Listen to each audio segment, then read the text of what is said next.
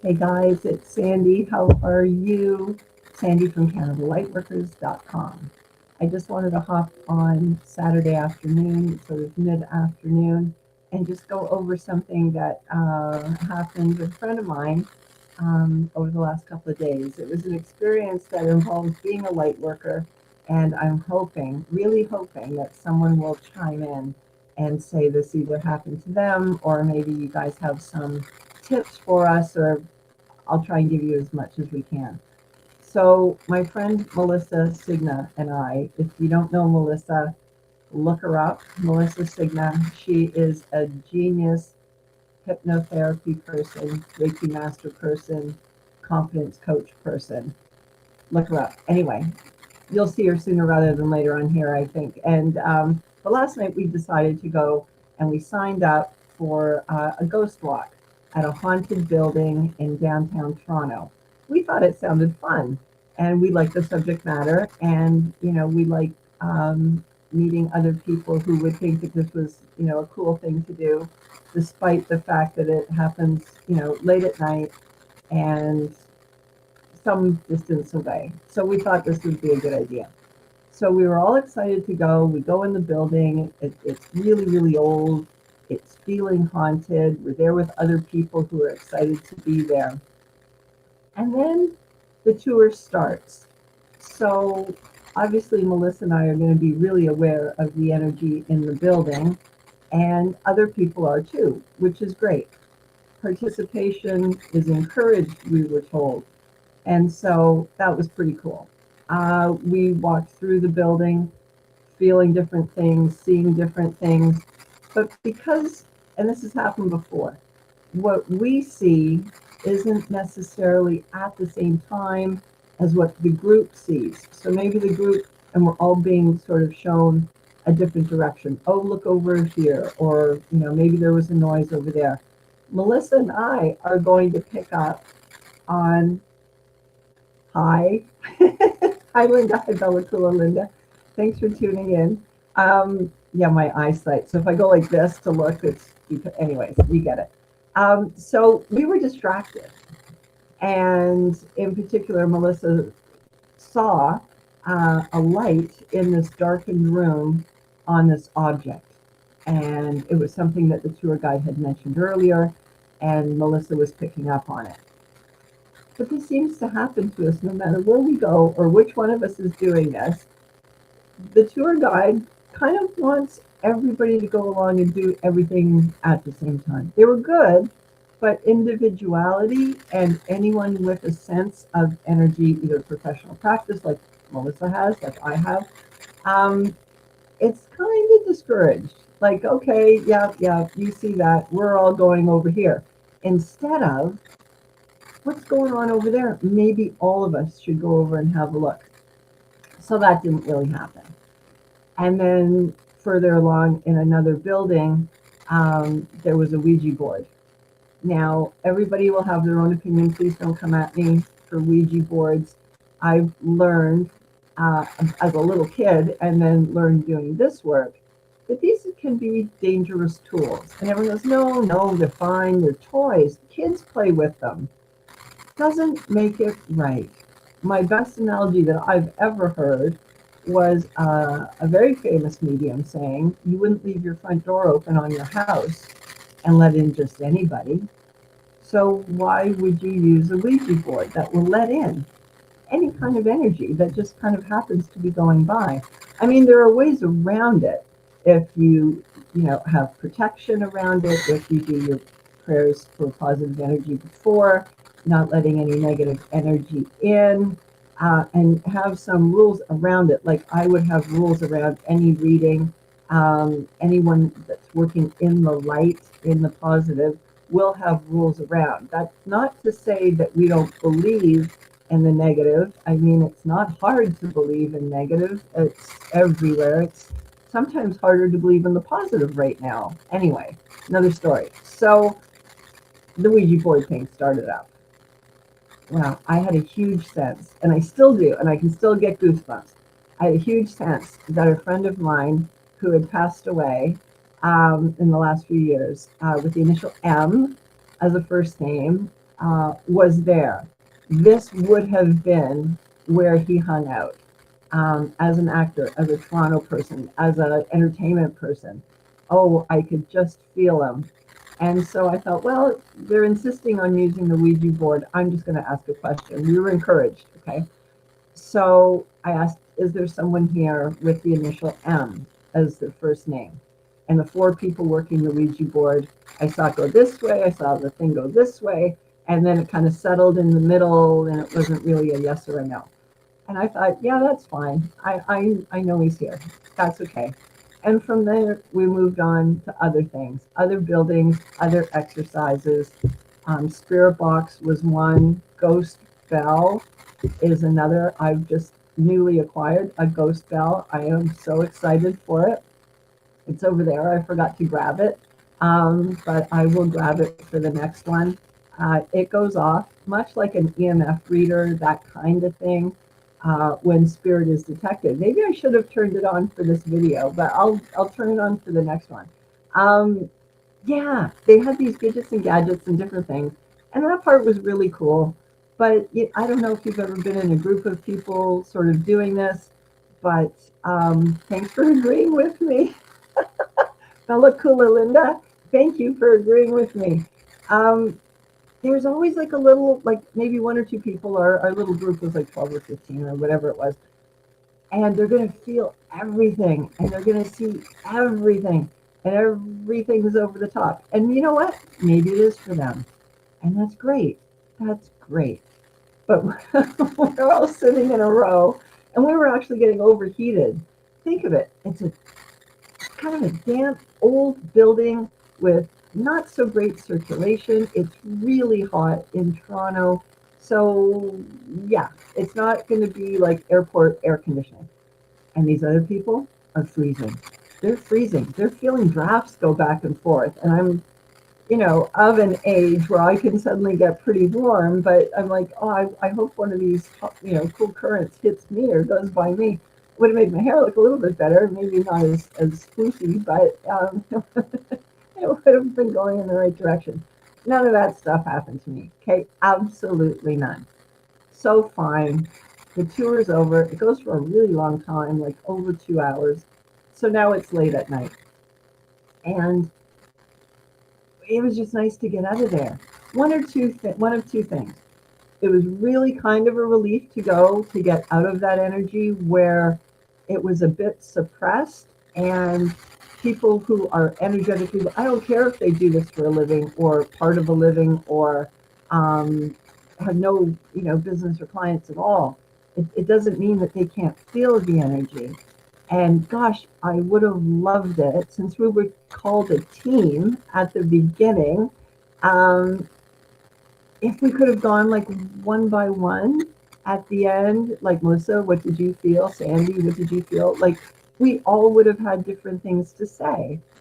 And they're big on learning. They say they really want to learn from doing these things, how to improve, what to change, and also what spirits are there. What are we gleaning from this? I saw a man's face in a balcony, and I mean, I could fully describe him. Honestly, if you know who Vincent Price, the actor, was, scary movies and really Thriller with Michael Jackson, he did The Laugh and so on. Look him up. That's what this guy looked like. So receding hairline, kind of narrow face, very dressed up, and he was sitting in the balcony. I wish when I said that, we could have spent some time with him. Like maybe other people could have picked up on his energy, or if they couldn't see him, just get a sense of someone being there. I mean, that's the best way to learn mediumship or energy work in general. Just get a sense, because your own spidey senses might kick in before your mind will allow your eyes to see, or you'll see it as a movie in your third eye. It'll play like a movie. But I thought, oh, what a great opportunity. Now, I'm not saying I'm right, but I know what I saw. So it would have been a good teaching opportunity, either to dispel what I thought or verify it.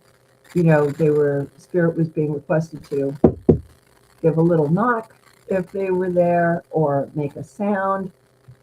I've yet to meet a whole lot of those guys on the other side that love being told what to do and when to do it and how to perform. If they would have just said, name or moan or make a seat go up and down, maybe. I don't know. But anyway, so that was our experience. We had a lovely time home and we had a lovely time there. It's just like, if you're doing that, if you're watching this and you're a tour guide, and I know some tour guides in England are going to be watching this, and they do this already, where everyone is inclusive. Everybody, it doesn't matter if you're really old, maybe in a walker, or you're really little or really young. Everybody should feel like we're moving, this is how it is to me, en masse to the next event and experiencing the energy together, because by creating our own energy as a group, that's what we're bringing into a pitch black room or a pitch black whatever, theater, room, doesn't matter. And that, I think, is going to attract conversation with spirit. They did have something that said, if you make a lot of noise, so you do a lot of clapping and cheering, that'll bring the spirits on. It didn't. How about, hi, who's here? We're not coming to bug you. We know that we're on your terms, on your turf. We show you respect, and we would love to hear from you. How is it going? How long have you been here? Like that kind of thing, as opposed to the whoop, whoop, whoop, making a lot of, it's not The Price is Right. And we're not cheering for anybody. We're just trying to create energy in the room.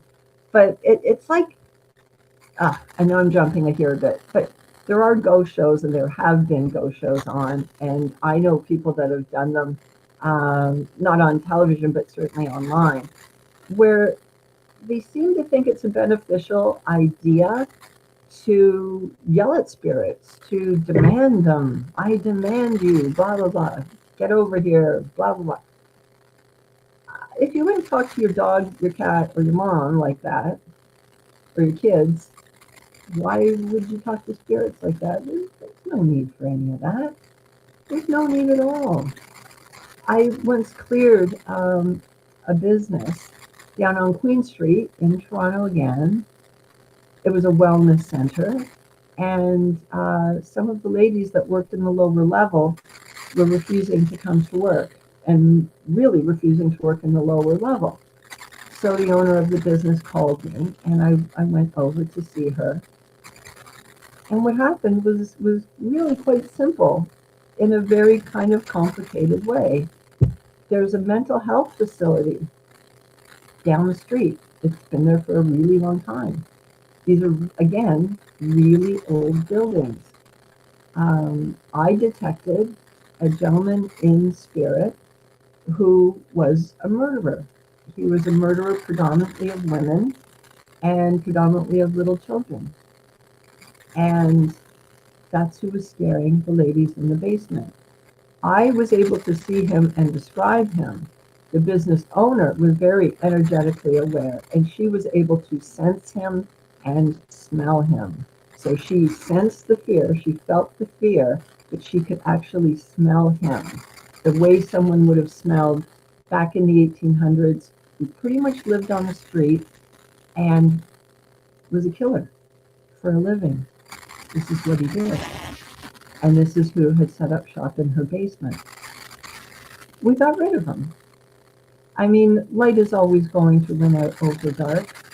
The way I did it, just tell you quickly, is I called in Archangel Michael and I asked him to take him away. And he did. But not before the business owner's little daughter was playing in the basement while we were down there working. I saw the man go up behind the child. Now, he's passed, she's here. Could he have interfered with her? I don't know, because he didn't get the chance. Immediately, I told someone to please take her upstairs quickly. Now, he could have gone upstairs with her, but he stayed with us, because I guess I was the one talking to him, and I was the one that he had his attention on. I remember, I believe it was Archangel Michael lifting me up off the floor. So I was a bit taller. I was a little bit taller than the man. And I saw the blade come out. And I saw the blood on it. And I saw that it was headed my way. At which time I rose up even quicker and higher. And he was gone. He evaporated, is the best way I can put it.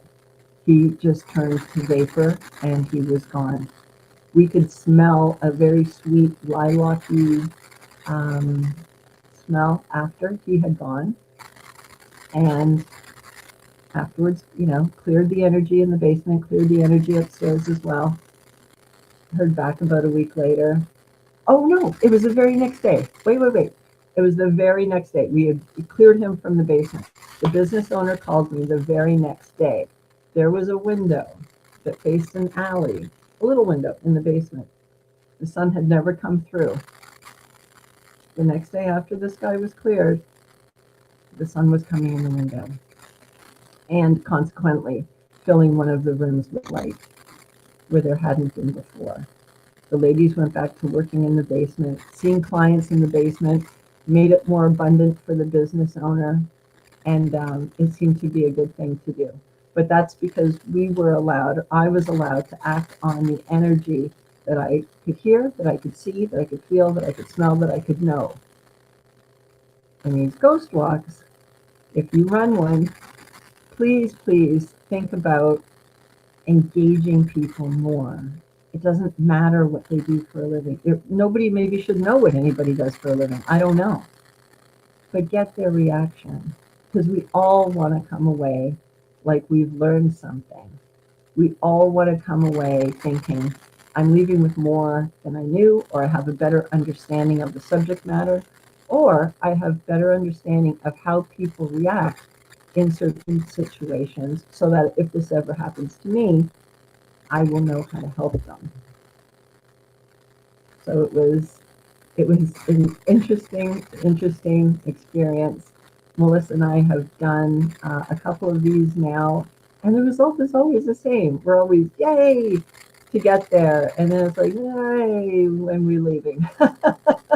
Because we just we don't want to have all the input, but we want people to engage so we can learn from them. And hopefully, if we see something or detect something or feel something, there's a certain respect level that's given to that, so we can all learn at the same time.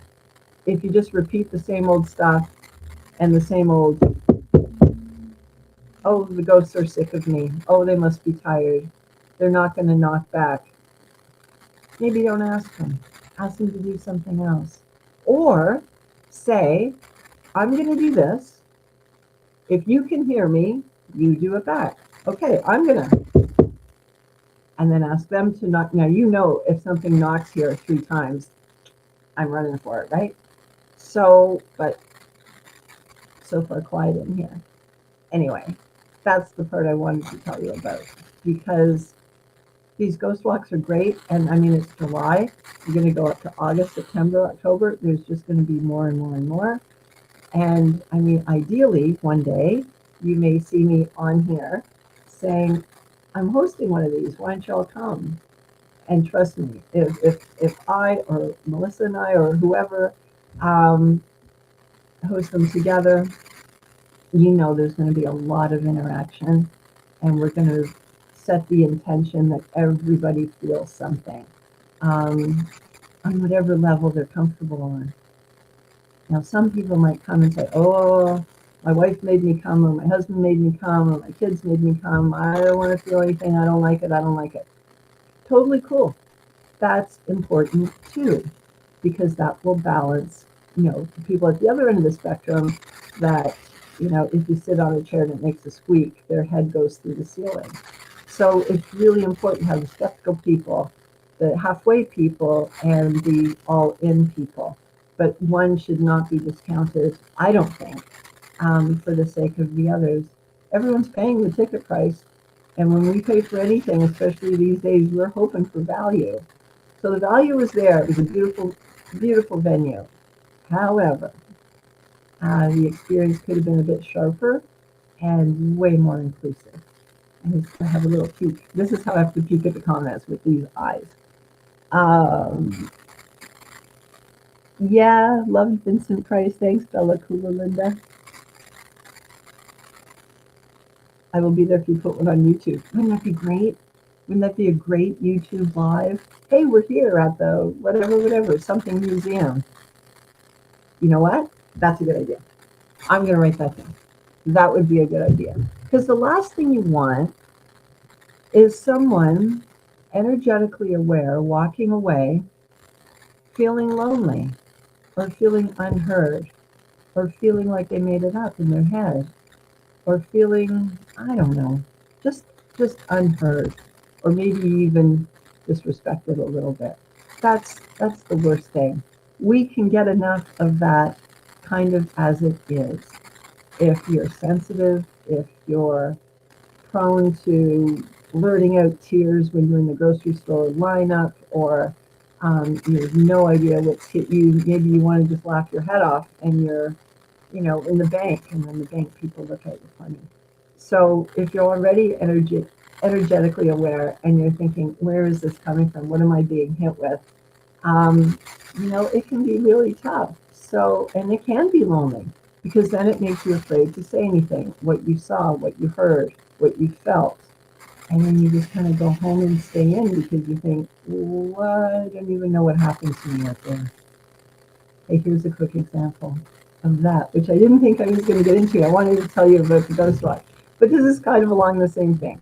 So years ago, I was doing a mediumship event at a place called Hockley Valley here in Ontario, years ago. And I went to pick up the flyers to advertise the event. I was taking them to the resort to drop off. The lady that was helping me, when I picked up the flyers, I saw her, a little old lady, sort of standing like right here, shorter than her, and she was standing right here. And she was ringing up my stuff, and I said, "Excuse me, I'm sorry." And I've never done this since. I've done it before once, but I've never done this again. And I said, "Do you have a grandma who's passed, who's on the other side?" And this nice girl said to me, "We just had a celebration of life for my grandma, or it was the anniversary of her passing, something like that. They just had it the day before. And she was her grandma's favorite. And why was I asking?"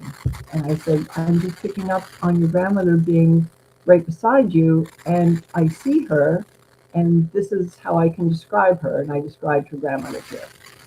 I felt so guilty. The poor girl went white, gray, and I had to leave. I was going somewhere. I couldn't stay with her and explain anything. So I just said, "Thanks for letting me give you that message, and perhaps you can tell your family, blah, blah, blah, blah."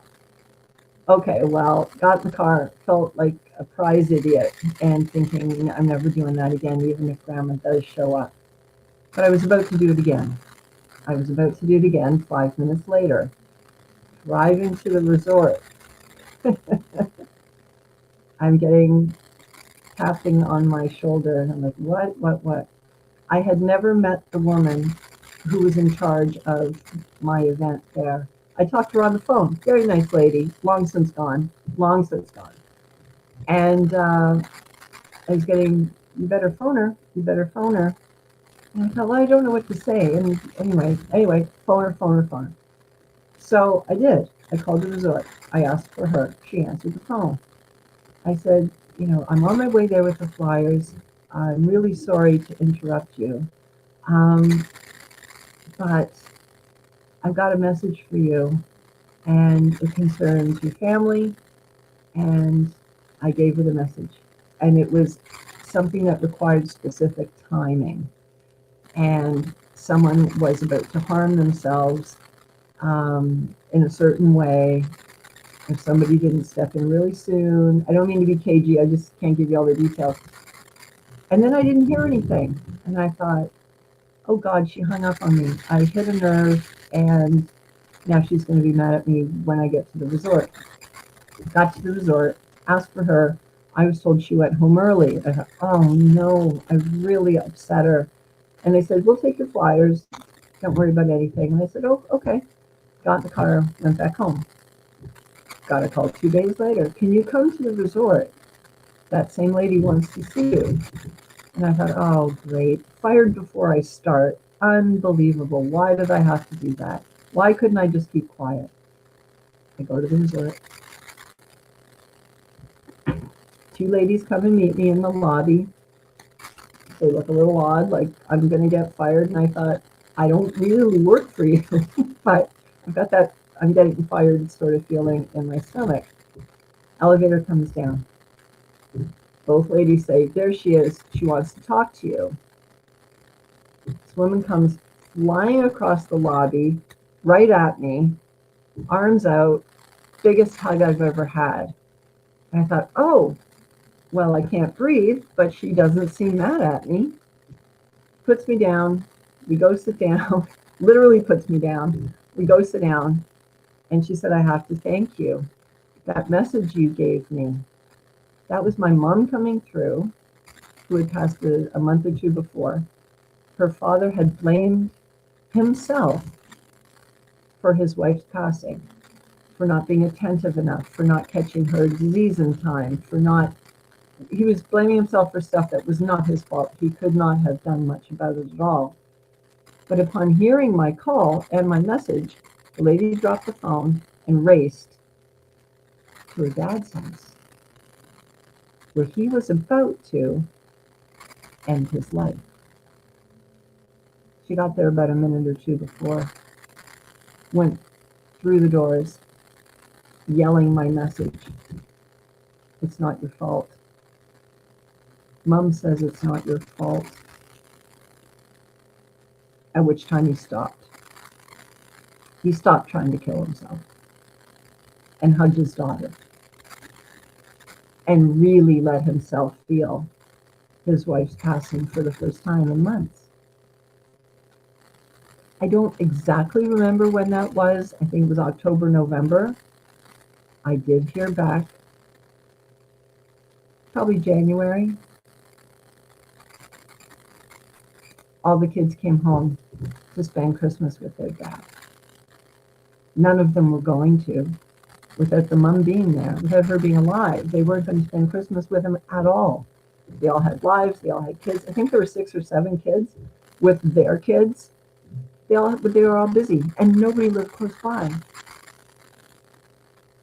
After that message came through, and I was stubborn enough to deliver it, even though I didn't want to, it made me uncomfortable.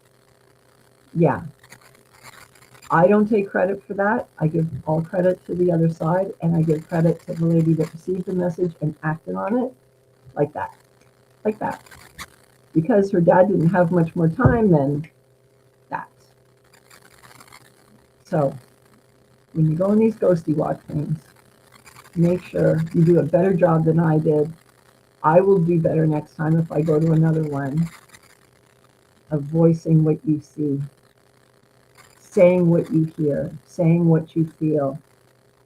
There is no way that you're going to know what kind of an impact that might have on either the tour guide, someone else in the room, or maybe the next people that are going to do that tour.